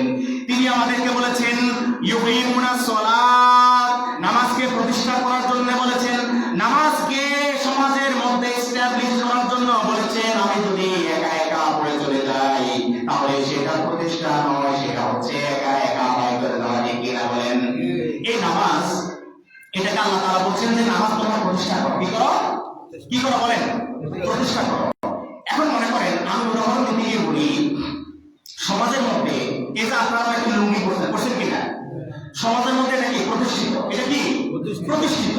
এখন কেউ যদি লুঙ্গি ছাড়া হাঁটে, সে কি মানে সুস্থ না অসুস্থ? অসুস্থ, পাগল। ঠিক কিনা বলেন? তার মানে এই লুঙ্গি পরা যেরকম প্রতিষ্ঠিত, না পড়লে আপনারা পাগল বলবেন, ঠিক নামাজ যদি আপনি দাওয়াত না দিয়ে, সবাইকে নিয়ে দাওয়াত না দিয়ে যদি একা একা পড়বেন, আল্লাহ তাআলার কাছে আপনি ওই যে লুঙ্গি ছাড়া এলাকার মধ্যে ওই ব্যক্তি যেরকম আল্লাহর কাছে আপনি এরকম নাউজুবিল্লাহ বলেন। তাহলে নামাজ কি এত বড় বিষয়? আল্লাহ তাআলা কোরআনের কোন জায়গায় বলেন নাই ইকরাউস সালাত, কোন জায়গায় বলেন নাই নামাজ পড়ো। আল্লাহ তাআলা যত জায়গায় আসছে, আল্লাহ তাআলা প্রত্যেকটা জায়গায় বলেছেন ওয়াকিমুস সালাত, তোমরা নামাজকে প্রতিষ্ঠা করো। ভালো বলেন? সমাজের মধ্যে কি করতে হবে? প্রতিষ্ঠিত করতে হবে। অর্থাৎ প্রতিষ্ঠা কি? প্রতিষ্ঠা হচ্ছে আপনি নামাজের সময় হয়েছে, মনে করেন একটু আগে আমরা কিসের নামাজ পড়ছি? যোহর। আমরা কিসের নামাজ পড়ছি? যোহরের নামাজ পড়ছি। এখন যোহরের নামাজের ওয়াক্ত হয়েছে, আযান দিয়েছে, আপনি শুনেছেন। এখন আপনি, আপনার দায়িত্ব হচ্ছে প্রতিষ্ঠিত কি শুনেন, প্রতিষ্ঠিত আপনার তখন দায়িত্ব হচ্ছে আপনার পরিবারের যতজন বালেগ বালেগা রয়েছে, কি রয়েছে বলেন? বালেগ বালেগা, বালেগ বালেগা, অর্থাৎ যাদের উপর নামাজ কি হয়েছে? ফরজ হয়েছে। নামাজ কি হয়েছে? ফরজ হয়েছে। এরকম যাদের উপরে নামাজ ফরজ হয়েছে, আপনার প্রথম দায়িত্ব হচ্ছে আপনি প্রথম মসজিদ থেকে চলে আসবেন না, আপনি ওই আপনার পরিবারের বালেগ বালেগা যাদের উপর নামাজ ফরজ হয়েছে, আপনি সবাইকে হুকুম করবেন, সবাই এখন সব কাজ করবো, পালাও, প্রথমে তোমরা আল্লাহকে চেষ্টা করো, আল্লাহ নামাজ আদায় করো। এটা আপনি পরিবার প্রধান হিসাবে আপনার দায়িত্ব। কি করার জন্য? প্রতিষ্ঠা করার জন্য। কি করার জন্য? প্রতিষ্ঠা করার জন্য। আপনি যদি সবাইকে না বলেন তাহলে কিন্তু আপনি প্রতিষ্ঠিত করেন নাই, আপনি নিজের সারা নিজে চাচ্ছেন। ঠিক কিনা বলেন? আর নিজের সারা নিজের সামনে আমরা সমাজের ভাষায় তারা কি বলি? স্বার্থপর বলি। কি বলি? স্বার্থপর বলি। ইংরেজিতে বলা হয় সেলফিশ। কি বলা হয়? সেলফিশ, স্বার্থপর। তাহলে আপনি যদি তাদেরকে দাওয়াত না দিয়ে আপনি যদি একা একা যদি পড়ে চলে যান তাহলে আপনি স্বার্থপর। আপনি কি? স্বার্থপর। অথচ এই স্বার্থপরই আপনি করছেন, কিন্তু আল্লাহ তাআলার কাছে এটা অপছন্দ। আল্লাহ তাআলার কাছে কি? অপছন্দ। আল্লাহ তাআলার কাছে পছন্দ কি? আপনি নামাজের সময় হওয়ার সাথে সাথে আপনার স্ত্রী, আপনার সন্তান, আপনার ছেলে বউ, তারপরে আপনার নাতি নাতনি যাদের উপর নামাজ ফরজ, এদের সবাইকে আপনি বলবেন নামাজের অর্থ এতটা থেকে এতটা, এই সময়ের মধ্যে অবশ্যই তোমাদেরকে নামাজ পড়তে হবে। আর মনে রাখবেন না, এই হচ্ছে আপনার পরিবার আপনি নামাজকে প্রতিষ্ঠিত করবেন। তাহলে আমরা যদি প্রত্যেকটা পরিবারে নামাজ প্রতিষ্ঠা করি তাহলে পরিবার থেকে তো সমাজের সৃষ্টি। কিনা বলেন? কয়েকটা পরিবার মিলে তো সমাজ নাকি? তাহলে প্রত্যেকটা পরিবারে যদি নামাজ প্রতিষ্ঠিত হয়ে যায় তাহলে সমাজের মধ্যে নামাজ নিয়ে আলাদা কোনো কথা বলা লাগবে না, কারণ প্রত্যেকটা পরিবার থেকে নামাজ প্রতিষ্ঠিত হয়ে গেছে। সবাই সবার মতো করে কি যথা সময় নামাজ আদায় করতেছে। এটাই হচ্ছে প্রতিষ্ঠা। এই জন্য প্রথম শুরু করতে হবে কোথেকে বলেন? নিজের পরিবার থেকে। নিজের থেকে পরিবার থেকে, নিজের পরিবার থেকে প্রথমে নামাজ প্রতিষ্ঠার দাওয়াত শুরু করতে হবে। আপনি নিজের পরিবারের মধ্যে খবর নাই, কিন্তু রাস্তার মধ্যে আইসা যে 10 জনের সাথে দেখা হয়েছে, ওই 10 জনকে নামাজের দাওয়াত দিয়েছেন, কিন্তু আল্লাহ তাআলার কাছে পছন্দনীয় হচ্ছে আপনি যদি ওই পথে যে 10 জনের সাথে দেখা হয়েছে ওই 10 জনকে দাওয়াত দেওয়ার আগে যদি আপনার পরিবারকে দাওয়াত দিয়ে আসতেন, নামাজ পড়ার জন্য যদি অর্ডার করে আসতেন, নির্দেশ করে আসতেন, তাহলে আল্লাহ তাআলার কাছে সেটা বেশি ভালো। সুবহানাল্লাহ। তাহলে প্রথম এই নামাজের দায়িত্ব আমাদেরকে কোথায় দিতে হবে বলেন? পরিবারে। কোথায় দিতে হবে? পরিবারে। প্রত্যেকটা সদস্যকে আপনি নামাজের দাওয়াত দিবেন। এরপরে যখন আপনি মসজিদের দিকে আসবেন তখন আপনার পথে আপনার যতজনের সাথে দেখা হবে সবাইকে নামাজের দাওয়াত দিয়ে আসবেন। আপনার আমলনামা সওয়াবে ভরে দিবে কে? আল্লাহ। আল্লাহ। এই হচ্ছে ওয়ায়ুকিমুনাস সালাত, এবং যারা গায়েবের প্রতি বিশ্বাস করছে। গায়েব কি একটু মানে শুনছেন কিনা? গায়েব কি? গায়েব আল্লাহ থেকে যা কিছু আমরা দেখি না কিন্তু বিশ্বাস করছি কিনা, এসব হচ্ছে গায়েব। আল্লাহ তাআলা বলছেন যারা এই গায়েবকে বিশ্বাস করে, যারা অদৃশ্যের উপরে বিশ্বাস করেছে, এবং কি করে, এবং যারা নামাজ প্রতিষ্ঠা করে, নামাজকে কায়েম করে সমাজের মধ্যে, এরা ওয়ায়ুকিমুনাস সালাত ওয়া মিম্মা রাযাকনাহুম ইউনফিকুন, এবং আমি আল্লাহ তাআলা তাদেরকে যে রিজিক দিয়েছি, কি দিয়েছি? রিজিক দিয়েছি। ওয়া মিম্মা রাযাকনাহুম ইউনফিকুন, আমার দেওয়া ওই রিজিক থেকে তারা আমার রাস্তায় ব্যয় করে। সুবহানাল্লাহ। তাহলে এখানে একটু খেয়াল করেন, 3 নম্বর আয়াতের মধ্যে আমরা 3টা শিক্ষা আলাদা করে পেয়েছি। 3টা শিক্ষা কি? এই শিক্ষাটা হচ্ছে, 1 নম্বর হচ্ছে অদৃশ্যের উপরে বিশ্বাস স্থাপন। 1 নম্বর কি? অদৃশ্যের উপরে বিশ্বাস স্থাপন। 2 নম্বর হচ্ছে নামাজ প্রতিষ্ঠা করা। নামাজ কি করা? নামাজ কি করা? তাহলে নামাজ কি পড়া যায় না প্রতিষ্ঠা করা যায়? প্রতিষ্ঠা করা যায়। নামাজ কি করা যায়? প্রতিষ্ঠা। আল্লাহ তাআলা কোরআনে নির্দেশ দিয়েছেন কি করার জন্য? নামাজকে প্রতিষ্ঠা করার জন্য। আপনারা যেরকম লুঙ্গি পরছেন, এরা যেরকম প্রতিষ্ঠিত, নামাজকে এরকম প্রতিষ্ঠিত করার জন্য বলছে। ঠিক কিনা বলেন? তাহলে 2 নম্বর শিক্ষা হচ্ছে আমরা, 1 নম্বর হচ্ছে আমরা অদৃশ্যে বিশ্বাস স্থাপন করব, 2 নম্বর হচ্ছে আমরা নামাজ কি করব? প্রতিষ্ঠিত করব। কোত্থেকে? পরিবার থেকে। কোত্থেকে? পরিবার। পরিবারের পর হচ্ছে সমাজ, সমাজের পর হচ্ছে রাষ্ট্র। ঠিক কিনা বলেন? আচ্ছা, এরপর হচ্ছে কি?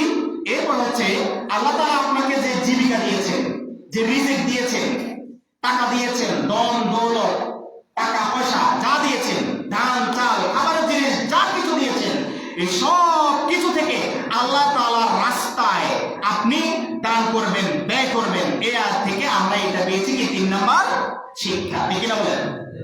তাহলে এখন এখানে আসুন যে ইউনফিকুন, ইনফাক ফি সাবিলিল্লাহ। কোরআনে কারিমে আল্লাহ তাআলা 2 ধরনের দানের কথা বলেছেন। একটা হচ্ছে ইনফাক, আর একটা হচ্ছে যাকাত। ভালো করে একটু শুনেন। এই ইনফাক হচ্ছে যেই দানটা আপনার জন্য ফরজ নয়, আপনার তাওফিকে যতটুকু কুলায়, আপনার তাওফিকে কি যতটুকু কুলায়, এটাকে আরবিতে কোরআনের ভাষায় কি বলে? ইনফাক বলে। কি বলে?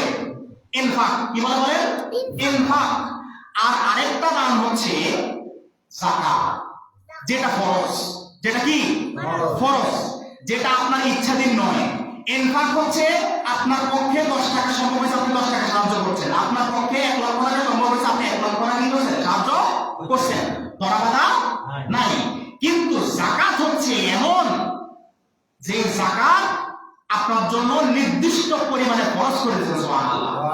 তাহলে কোরআনে বর্ণিত আমরা যে ধনীরা, আমরা যে বিত্তশালীরা দান করি, এটা কয় ধরনের বলেন? 2 ধরনের। একটা হচ্ছে যাকাত, আর একটা হচ্ছে ইনফাক। একটা হচ্ছে যাকাত, আর একটা হচ্ছে ইনফাক। ইনফাক হচ্ছে এই যে মনে করেন মসজিদে আপনারা জুমার সালাতের সালাম ফিরানোর পরে আল্লাহর ঘরে যে দান করেন কিনা, এই যে এটা হচ্ছে ইনফাক। এটা কি? ইনফাক। এখানে কেউ 10 টাকা দেয়, কেউ 20 টাকা দেয়, কেউ 50 টাকা দেয়, কেউ 100 টাকা দেয়। ঠিক কিনা বলেন? এটা হচ্ছে ইনফাক। এটা কি? ইনফাক। এরপরে পবিত্র মাহে রমজানে আমরা গরিব মিসকিনকে যার যার তৌফিক অনুযায়ী সাহায্য করি কিনা? করি কিনা? এখন সাহায্য করতে গিয়ে আমরা দেখা গেছে কেউ সাহায্য করার ক্ষেত্রে আমরা 10 জন মানুষকে ইফতার করাইলাম, কারো একটু তৌফিক বেশি হয়েছে, সে 20 জনকে করিয়েছে, কেউ 100 জনকে করিয়েছে, কেউ 1000 জনকে করিয়েছে। সবার তৌফিক কি সমান হয়েছে? সমান নয়। এই যে 5 জন থেকে শুরু করে 1000 জন যতজন যেভাবে করেছে, এই সবগুলো ইনফাকের অন্তর্ভুক্ত। কিসের অন্তর্ভুক্ত? ইনফাকের অন্তর্ভুক্ত। অর্থাৎ এগুলো ফরজ নয়। এগুলো কি নয়? ফরজ নয়। তবে ফরজ নয় তার মানে আবার এই নয় যে আপনি করবেন না। ফরজ নয় তার মানে এই নয় আপনি করবেন না। আপনি করবেন, তবে আল্লাহ তাআলা এখানে আপনার উপরে চাপিয়ে দেন নাই। আল্লাহ তাআলা আপনার উপরে কি করেন নাই? চাপিয়ে দেন নাই। কিন্তু ফরজ কোনটা? ফরজ হচ্ছে যাকাত। ফরজ হচ্ছে কি? যাকাত। যাকাত যদি আপনার উপরে ফরজ হয়, তাহলে আপনাকে ওই যাকাত শতকরা 2.5%, শতকরা কত পার্সেন্ট? 2.5%। 100 টাকা 2.5 টাকা। 100 টাকা কত টাকা? 2.5 টাকা আপনাকে যাকাত হবে, যদি না দেন তাহলে আপনি আল্লাহর ফরজ বিধানকে লঙ্ঘন করেছেন। তাহলে এই আয়াতের মধ্যে যে ইউনফিকুন বলেছেন, এই ইউনফিকুন মানে হচ্ছে আল্লাহ তাআলা বলছেন যে আমি তাদেরকে যে রিজিক দিয়েছি সেই রিজিক থেকে তারা কি করবে? ব্যয় করবে। কারা করবে? মুত্তাকিরা। নাকি মুত্তাকি আল্লাযীনা ইউমিনুনা বিল গায়বি ওয়া ইউকিমুনাস সালাতা ওয়া মিম্মা রাযাকনাহুম ইউনফিকুন। আমার বান্দারা, মুত্তাকি বান্দারা, তারা গায়েবকে বিশ্বাস করার মাধ্যমে তারা মুত্তাকি হয়ে গেছে। পরে তাদের জন্য দ্বিতীয় কাজ হচ্ছে তারা নামাজ প্রতিষ্ঠা করবে। এই নামাজ প্রতিষ্ঠা তারা তাদের সমাজ থেকে, তাদের পরিবার থেকে শুরু করবে। তারা একা একা পড়বে না, তারা তাদের পরিবারকে দাওয়াত দেবে। সমাজের মধ্যে যত মানুষ রয়েছে সবাইকে নিয়ে তারা এই নামাজ আদায় করবে, এই নামাজ প্রতিষ্ঠা করবে। জামাতবদ্ধ হয়ে মসজিদে চলে আসবে, নামাজ জামাতবদ্ধ হয়ে সবাই মিলে আদায় করবে। এরপরে কি করবে? এরপরে তাদেরকে আমি যা রিজিক দিয়েছি, কম দিয়েছি বেশি দিয়েছি, যাকে যে হালতে দিয়েছি, কম দিলেও সে আমার রাস্তায় দান করবে, বেশি দিলেও আমার রাস্তায় দান করবে।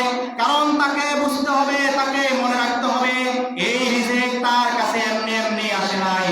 এই রিজিক যদি আল্লাহ তাআলা, আমি আল্লাহ তাআলা যদি তাকে না দিতাম তাহলে সে কোনোদিনও এই রিজিক পেত না। কিনা বলেন? এই জন্য আপনি যদি বেশি বেশি দান করেন আপনার রিজিকের মধ্যে বরকত দিবেন আল্লাহ। সুবহানাল্লাহ বলেন। আপনি যদি আল্লাহ তাআলা আপনাকে যে সমস্ত রিজিক দিয়েছেন, আপনি আপনার সামর্থ্য অনুযায়ী যদি আপনি এই রিজিক থেকে আল্লাহ তাআলার রাস্তায় আপনি যদি দান করেন, আপনি যদি মসজিদে দান করেন, আপনি যদি ইয়াতীম মিসকিন, গরীব মিসকিন যারা রয়েছে এদেরকে দান করেন, এদেরকে খাওয়ান, এদেরকে হাদিয়া দেন, তাহলে আমার আল্লাহ তাআলা খুশি হয়ে যায়। সুবহানাল্লাহ। আপনি যে রিজিক দিবেন, আপনি যে দান সদকা করবেন, এই দান সদকা কোনো কিছুই আল্লাহ তাআলার কাছে পর্যন্ত পৌঁছে না, শুধুমাত্র পৌঁছে আপনার নিয়ম। ঠিক কিনা বলেন? আপনার টাকার আল্লাহ তাআলার দরকার নাই, আপনার দান চালের আল্লাহ তাআলার দরকার নাই, আপনার গরুর গোশতের আল্লাহ তাআলার দরকার নাই। আল্লাহ তাআলা তখনই খুশি হয়ে যাবে সমাজের মধ্যে দুস্থ যারা রয়েছে এদেরকে যদি আপনি সাহায্য করেন আপনার তৌফিক অনুযায়ী, তাহলে আল্লাহ তাআলা বলছেন হে আমার বান্দা, আমি এই দান তুমি তাদেরকে করেছো মানে আমাকে করেছো। সুবহানাল্লাহ। হাদিসের মধ্যে স্পষ্ট হয়েছে এই আদম সন্তানকে কিয়ামতের দিন আল্লাহ তাআলা যখন জিজ্ঞেস করবে, হে আমার আদম সন্তান, আমি তোমার কাছে খাদ্য চেয়েছিলাম, তুমি আমাকে খাদ্য দাও নাই। বান্দা তখন ওই আল্লাহ তাআলার কাছে বলবে, হে আল্লাহ তাআলা, আমি তো আপনাকে কিভাবে খাবার দেব? আপনি নিজেই তো আমাকে খাবার দিয়েছেন, আমি তো আপনাকে দেখি না, আপনাকে ছুঁতে পারি না, স্পর্শ করতে পারি না, তাহলে কিভাবে আমি আপনাকে খাবার দেব?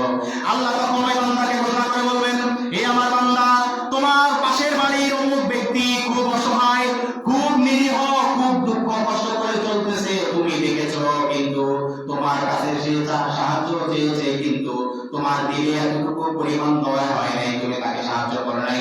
তুমি যদি ওই সময়ে যদি তাকে সাহায্য করতে, তাহলে ওই সাহায্যটা আমি আল্লাহকে করতে। সুবহানাল্লাহ। তোমার পাশের এমন একজন ব্যক্তি যে পিপাসায় অনেক কষ্ট পেয়েছে, পানি পান করতে পারতেছিল না, পানির পিপাসায় অনেক বেশি কষ্ট পেয়েছে, সে তোমার কাছে পানি চেয়েছে, তুমি তাকে পানি দাও নাই। তুমি যদি তাকে পানি দিতে, তাহলে আমি আল্লাহ তাআলাকে তুমি পানি দিতে। সুবহানাল্লাহ। আমার অমুক বান্দা তোমার পার্শ্ববর্তী অমুক বাড়ির অমুক ব্যক্তি, সে বিভিন্ন বিপদগ্রস্ত ছিল, বিভিন্ন সমস্যাগ্রস্ত ছিল, বিভিন্ন আপদগ্রস্ত ছিল, সে তোমার থেকে তোমার সাধ্যমতো সহযোগিতা কামনা করেছে, তোমার কাছ থেকে সহযোগিতা চেয়েছে, কিন্তু তুমি তাকে সহযোগিতা করো নাই। তুমি যদি তখন তাকে সহযোগিতা করতে, তখন তুমি স্বয়ং আমি আল্লাহ তাআলাকে তুমি সহযোগিতা করতে। সুবহানাল্লাহ। সহিহ হাদিস বলেছি, সহিহ হাদিস। আল্লাহ তাআলা কিয়ামতের দিন এভাবে ডেকে বলবেন, হে আমার আদম বান্দা, হে আমার আদম সন্তান, আমি তোমার কাছে অমুক দিন খাবার চাইছিলাম, তুমি আমাকে খাবার দাও নাই। আল্লাহ তাআলার খাবার দরকার আছে? দরকার আছে? দরকার নাই। আল্লাহ তাআলা কি দেখে? আমাদের নিয়ম, আমাদের অন্তরটা দেখে। কি দেখে বলেন? আমাদের অন্তর দেখেন। আল্লাহ তাআলা আমাদের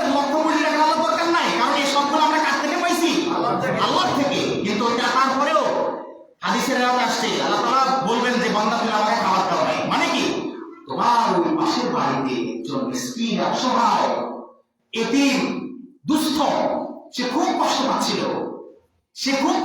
তুমি দেখেছো, জেনেছো, সে তোমার কাছে খাবার চেয়েছে, তুমি তাকে খাবার দেও নাই। সে তো তোমাকে বলো নাই যে আমাকে এতগুলো খাবার দিতে হবে, তোমার সাধ্য মতো তুমি যদি তাকে একটু খাবার দিয়ে সহযোগিতা করতে, তাহলে বান্দা শুনো, ওই খাবারটা তুমি তাকে হাত দিয়ে দিয়েছো, কিন্তু মূলত অন্তর দিয়ে তুমি ওই খাবারটা আমাকে দিয়েছো, কিন্তু তুমি তাকে দাও নাই। তারপরে পিপাসার্থ ব্যক্তিকে তুমি পানি পান করো নাই, তোমাকে বলেছে আমাকে একটু পানি পান করো, আমি খুব পিপাসার্থ, কিন্তু সে তোমাকে বলেছে, তুমি আমল করো নাই। তুমি যদি ওই দিন তাকে পানিটা পান করাতে, তাহলে আমি আল্লাহকে তুমি পানি পান করো। তোমার পাশের প্রতিবেশী ব্যক্তি যে খুব কষ্টে বিপদগ্রস্ত ছিল, বিভিন্ন আতঙ্কগ্রস্ত ছিল, বিভিন্ন সমস্যাগ্রস্ত ছিল, তোমাকে বলেছে তুমি তোমার সাধ্য অনুযায়ী তার পাশে দাঁড়ানোর জন্য, কিন্তু না, তুমি তাকে তো সাহায্য করোই নাই, বরঞ্চ তার বিপদে তাকে নিয়ে ঠাট্টা করেছো। অনেক বেঈমান এরকম আছে কিনা বলেন? অনেকের বিপদে সাহায্য করে না, বিপদে কি করে, ঠাট্টা করে কিনা? আল্লাহ তাআলা বলবে যে তুমি তখন তাকে যদি সাহায্য করতে, তাহলে স্বয়ং তুমি আমি আল্লাহ তাআলাকে সাহায্য করেছো। এই হচ্ছে অবস্থা। ইউনফিকুন, তাহলে আল্লাহ তাআলা আমাদেরকে যখন যে হালতে রেখেছেন, যখন যা রিজিক দিয়েছেন, তখন সেই হালতে, সেই রিজিক থেকে আল্লাহর রাস্তায় আমরা দান করবো তো ইনশাআল্লাহ। কে কে রাজি আছি? আল্লাহ তাআলাকে দেখাই, দুহাত তুলে লিল্লাহি তাকবীর, লিল্লাহি তাকবীর, লিল্লাহি তাকবীর। আল্লাহ তাআলা বলুন আমিন। এরপর আল্লাহ তাআলা বলছেন, ওয়াল্লাযীনা ইউমিনুনা বিমা উনজিলা ইলাইকা মিন ইলাইকা ওয়া মা উনজিলা মিন ক্বাবলিকা ওয়া বিল আখিরাতি হুম ইউকিনুন। এরপর আল্লাহ তাআলা বলছেন, ওয়াল্লাযীনা ইউমিনুন, যারা বিশ্বাস স্থাপন করেছে, যারা ঈমান এনেছে, বিমা উনজিলা ইলাইকা, আমি আপনার উপরে যা কিছু আমি নাযিল করেছি, হে নবী মুহাম্মদ সাল্লাল্লাহু আলাইহি ওয়াসাল্লাম, আমি আপনার উপরে যা কিছু নাযিল করেছি, আমি আপনার উপরে যে কোরআন নাযিল করেছি, তারা এই কোরআনের উপরে তারা বিশ্বাস স্থাপন করেছে। আপনি যা কিছু নিয়ে এসেছেন, আপনি যে হাদিস বলছেন, এই হাদিসের প্রতিও তারা বিশ্বাস স্থাপন করেছে। ওয়াল্লাযীনা ইউমিনুনা বিমা উনজিলা ইলাইকা ওয়া মা উনজিলা মিন ক্বাবলিক, এবং আপনার পূর্ববর্তী, আপনার পূর্বের নবীদের উপরে আমি যা কিছু নাযিল করেছি, সেই সমস্ত বিষয়ের উপরেও তারা ঈমান এনেছে। আপনি আসার আগে আপনার উপর আমি কোরআন দিয়েছি, এই কোরআনের আগে আমি আরো বড় 3 খানা আসমানি কিতাব দিয়েছি, তাওরাত, জাবুর, ইনজিল, এছাড়াও আরো 100 খানা আসমানি কিতাব, ছোট কিতাব, ছোট বই আমি নাযিল করেছি। এইগুলোর উপরেও তারা ঈমান এনেছে।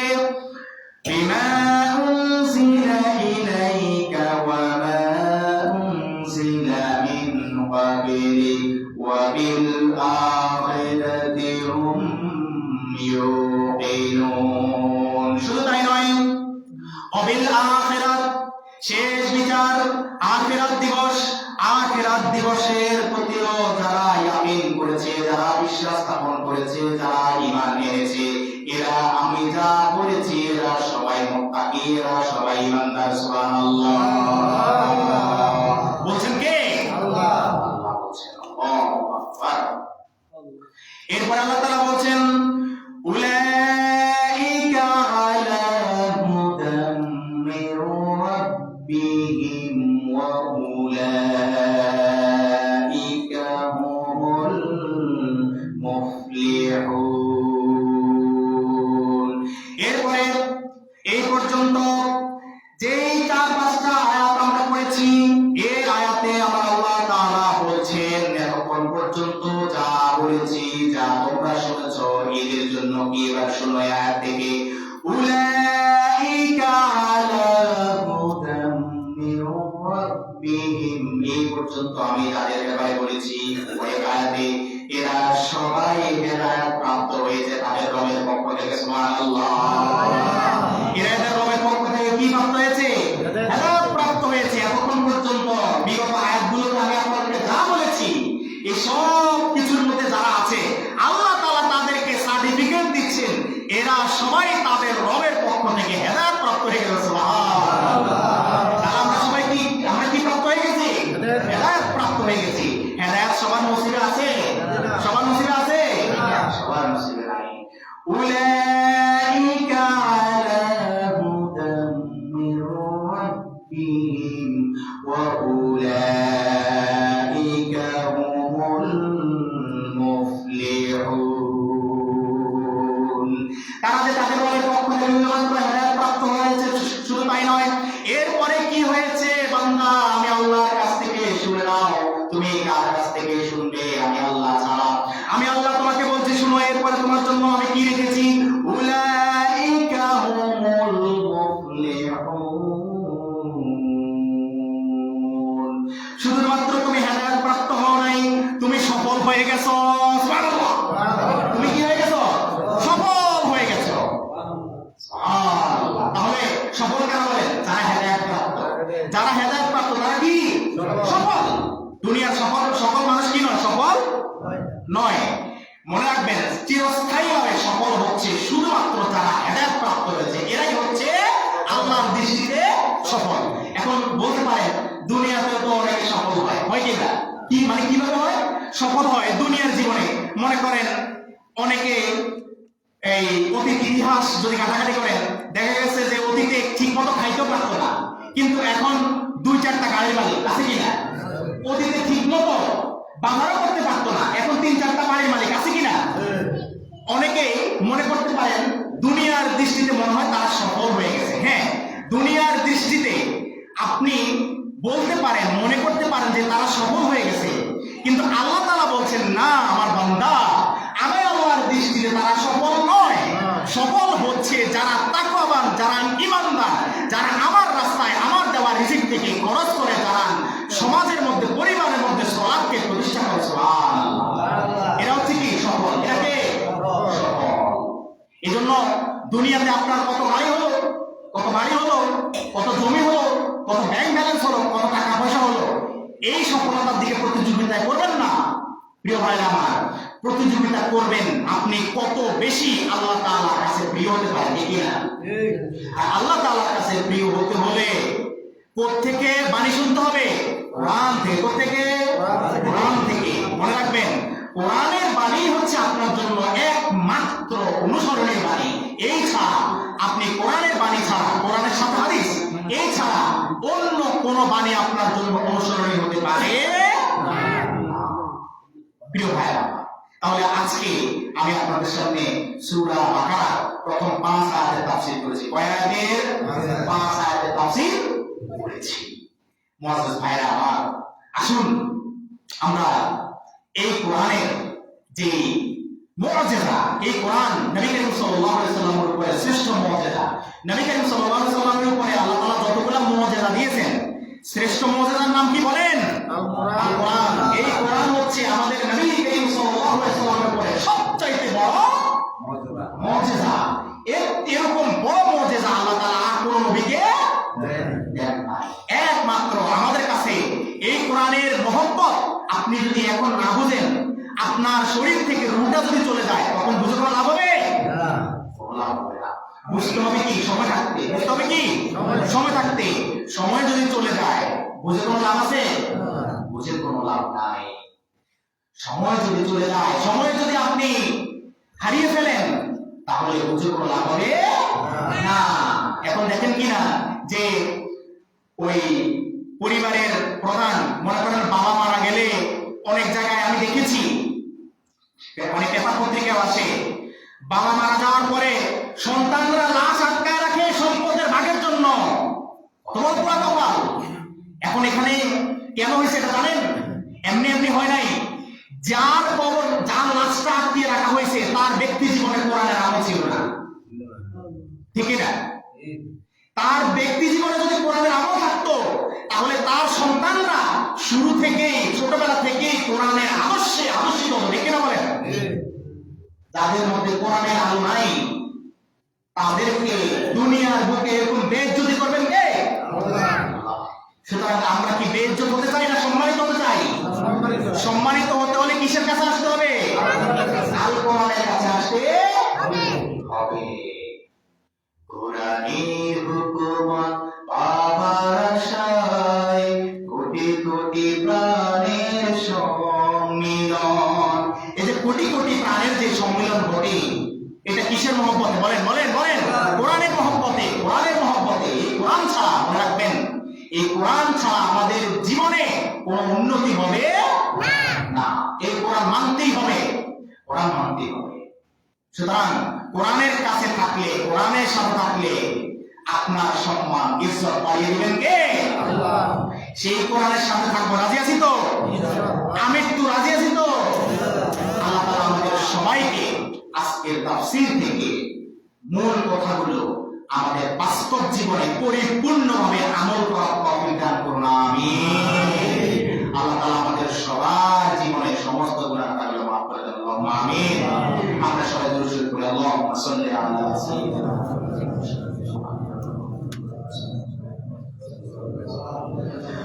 درود إبراهيم اللهم صل على محمد وعلى آل محمد كما صليت على إبراهيم وعلى آل إبراهيم إنك حميد مجيد اللهم بارك على محمد وعلى آل محمد كما باركت على إبراهيم وعلى آل إبراهيم إنك حميد مجيد اللهم آمين اللهم أنت السلام ومنك السلام تباركت يا ذا الجلال والإكرام ربنا ظلمنا أنفسنا وإن لم تغفر لنا وترحمنا لنكونن من الخاسرين اللهم تب علينا قبل الموت هون علينا سكرة الموت وارحمنا عند الموت ولا تعذبنا بعد الموت يا خالق الحياة والموت رب ارحمهما كما ربياني صغيرا رب ارحمهما كما ربياني صغيرا اللهم انصرنا فإنك خير الناصرين اللهم ارزقنا فإنك خير